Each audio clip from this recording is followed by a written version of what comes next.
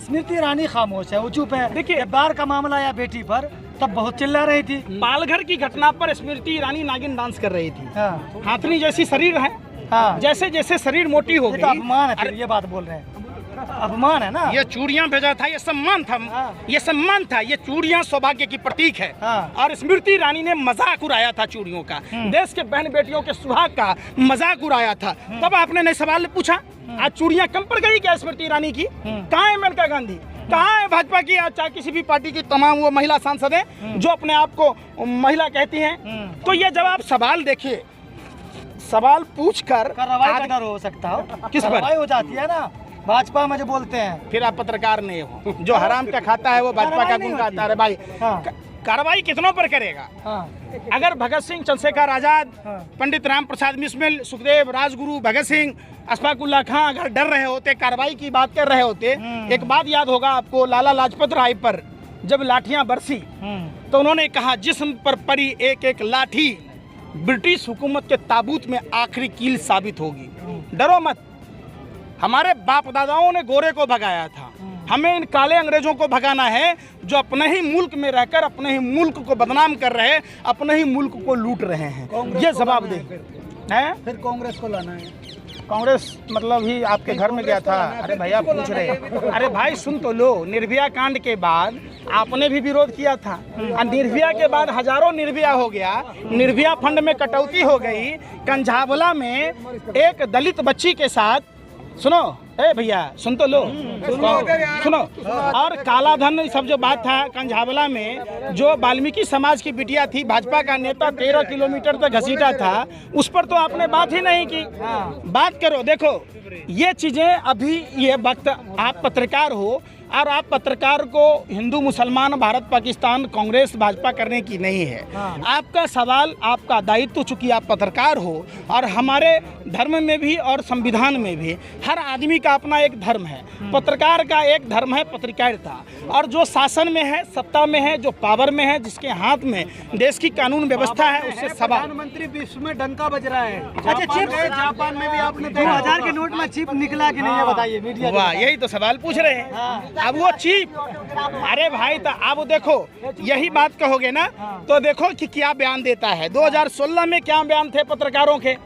उस समय मुंह से बोल रहे थे कि पिछवाड़े से बोल रहे थे? उनसे पूछो, ये हमसे मत पूछो। ये पूछो उनसे कि जो लोग ये कहते थे कि चीप लगा है, चीप जो है वो, देखो क्या बोल रहे थे, नैनो टेक्नोलॉजी। हाँ, वही टेक्नोलॉजी बताता हूँ आपको।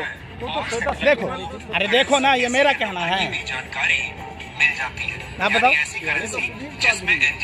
वही तो मैं कह रहा हूँ, टीवी पर जब देखोगे जो पत्रकार 2012, 13, 14 में बोल रहे थे, वो आज किस भाषा का उपयोग कर रहे हैं, जब आप देखोगे तो पता आपको चल जाएगा। तो आप वो तो देखते नहीं। देखो चित्रा त्रिपाठी जी हैं, अरे भाई, अरे आपकी दीदी है ना, यहाँ देखो ना, पढ़ो ना, क्या कह रही है, देखो ना क्या कह रही हैं। ये तो आप ही के गांव की अरे भाई, इतने बेशरम और निर्लज हो, सत्ता के दलालों, हफ्सियों, आपको अब वो सब सवाल श्रीलंका वाली दवाई देनी है। अब हिंदुस्तान में भी, अरे सुन तो लो, अब हिंदुस्तान में भी श्रीलंका वाली दवाई आप लोगों को दी जाएगी। अंधभक्त पत्रकारों की 3 दवाई, लात, जूता और कुटाई, जैसे श्रीलंका में हुई, तब जाके आप समझोगे। अभी बात, लात के देवता बात से नहीं मानते। आप बताओ ना, आप बात ही वही करते। आपको कह रहे हैं देश की बेटियों की बात करो तो कांग्रेस पर पहुंच जाते। बात करनी कानपुर की, कि कानपुर में किस तरीके से ब्राह्मण माँ बेटी को कुचल के जिंदा जला दिया गया, तब पहुंच जाते हो काबुल। बात करना था इंदौर में रिक्शा वाले को कैसे मारा गया, तब पहुंच जाते हो इस्लामाबाद।